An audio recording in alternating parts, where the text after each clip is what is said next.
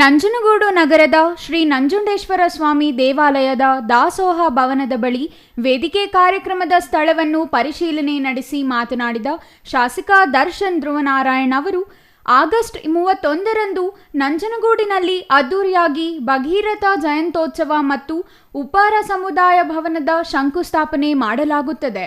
ಇಂತಹ ಐತಿಹಾಸಿಕ ಕಾರ್ಯಕ್ರಮಕ್ಕೆ ಮುಖ್ಯಮಂತ್ರಿ ಸಿದ್ದರಾಮಯ್ಯನವರು ಭಾಗವಹಿಸಲಿದ್ದಾರೆ. ಕಾರ್ಯಕ್ರಮವನ್ನು ಪಕ್ಷಾತೀತವಾಗಿ ಆಯೋಜಿಸಲಾಗಿದ್ದು, ಸುಮಾರು 6 ಕೋಟಿ ರು ವೆಚ್ಚದಲ್ಲಿ ಉಪ್ಪಾರ ಸಮುದಾಯ ಭವನ ನಿರ್ಮಾಣ ಮಾಡಲಾಗುತ್ತಿದೆ ಎಂದರು. ಇದೇ 30ನೇ ತಾರೀಕು ನಮ್ಮ ತಾಲೂಕಿನಲ್ಲಿ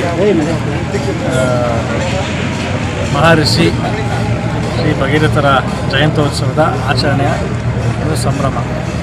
ಈ ಒಂದು ಜಯಂತ್ಯೋತ್ಸವದ ಆಚರಣೆಯಲ್ಲಿ ಗೌರವಾನ್ವಿತ ಮುಖ್ಯಮಂತ್ರಿಗಳು ಸಿದ್ದರಾಮಯ್ಯ ಸಾಹೇಬರು ಇಲ್ಲಿ ಭಾಗಿಯಾಗ್ತಿದ್ದಾರೆ. ಜೊತೆಗೆ ಉಪ್ಪಾರ ಸಮುದಾಯ ಭವನ ಅದಕ್ಕೂ ಕೂಡ ಬೆಳಗಿನ ಜಾವ ನಮ್ಮ ವಿಧಾನ ಪರಿಷತ್ ಸದಸ್ಯರಾದಂಥ ಜಯಸಿದ್ದರಾಮಯ್ಯ ಸಾಹೇಬರು, ಸಂಸದರಾಗಿರುವಂಥ ಸುನೀಲ್ ಬೋಸ್ ಅವರು ಇವರು ಬಂದು ಭವನದ ಒಂದು ಭೂಮಿ ಪೂಜೆನ ಕೂಡ ಅವತ್ತು ನೆರವೇರಿಸಲಿದ್ದಾರೆ. ಆದ್ದರಿಂದ ಒಂದು ಐತಿಹಾಸಿಕವಾದಂಥ ಕಾರ್ಯಕ್ರಮ ನಮ್ಮ ತಾಲೂಕಿನಲ್ಲಿ ನಡೆಸ್ತಾ ಇದೆ. ಮುಖ್ಯಮಂತ್ರಿಗಳೇ ಸ್ವತಃ ಬಂದು ಒಂದು ಕಾರ್ಯಕ್ರಮದಲ್ಲಿ ಭಾಗವಹಿಸಲಿದ್ದಾರೆ.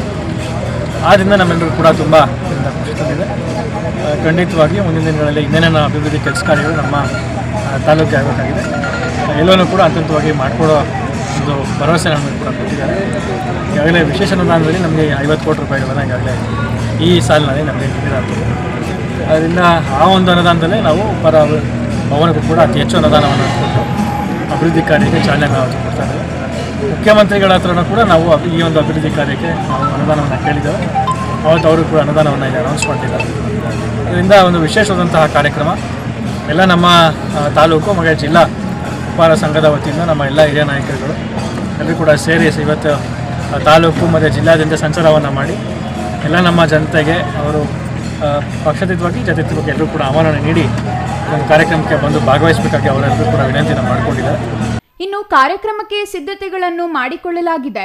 ಸುಮಾರು 15,000 ಜನರು ಸೇರುವ ನಿರೀಕ್ಷೆ ಇದೆ. ಅಂದು ಮಧ್ಯಾಹ್ನ 3 ಗಂಟೆಗೆ ಮುಖ್ಯಮಂತ್ರಿಗಳು, ಸಂಸದರು, ಶಾಸಕರು ಮತ್ತು ಜಿಲ್ಲಾ ತಾಲೂಕು ಮಟ್ಟದ ನಾಯಕರು ಸೇರಿ ಹಲವು ಗಣ್ಯರು ಆಗಮಿಸಲಿದ್ದಾರೆ. ಹೆಚ್ಚಿನ ಸಂಖ್ಯೆಯಲ್ಲಿ ಭಾಗವಹಿಸಿ ಕಾರ್ಯಕ್ರಮವನ್ನು ಯಶಸ್ವಿಗೊಳಿಸಬೇಕೆಂದು ಮನವಿ ಮಾಡಿದರು. ಕ್ಷೇತ್ರದ ಅಭಿವೃದ್ಧಿಗೆ ಈಗಾಗಲೇ ಮುಖ್ಯಮಂತ್ರಿಗಳು ವಿಶೇಷ ಅನುದಾನದಡಿ 50 ಕೋಟಿ ರು ನೀಡಿದ್ದಾರೆ. ಈ ಅನುದಾನವನ್ನು ಕ್ಷೇತ್ರದ ಅಭಿವೃದ್ಧಿಗೆ ಬಳಸಲಾಗುತ್ತದೆ. ಕಪಿಲಾ ನದಿ ಪ್ರವಾಹದ ಹಿನ್ನೆಲೆಯಲ್ಲಿ ಶಾಶ್ವತ ಪರಿಹಾರ ಕಲ್ಪಿಸಲು ಸದನದಲ್ಲಿ ಮಾತನಾಡಿದ್ದೇನೆ. ಹುಲ್ಲಹಳ್ಳಿ ಪ್ರವಾಸಿ ಮಂದಿರ ದುರಸ್ತಿ ಪಡಿಸಲು ಮುಂದಾಗುತ್ತೇವೆ. ದೇವನೂರು ಏತ ನೀರಾವರಿ ಯೋಜನೆ ಬಗ್ಗೆ ನ್ಯಾಯಾಲಯದಲ್ಲಿ ಪ್ರಕರಣವಿತ್ತು. ಈಗ ಸಮಸ್ಯೆ ಬಗೆಹರಿದಿದೆ. ಟೆಂಡರ್ಗೆ ಹೋಗಬೇಕಿದೆ. ರಸ್ತೆಗಳನ್ನು ಅಭಿವೃದ್ಧಿಪಡಿಸಲು ಅನುದಾನವನ್ನು ಮೀಸಲು ಇಟ್ಟಿದ್ದೇವೆ ಎಂದು ಹೇಳಿದರು.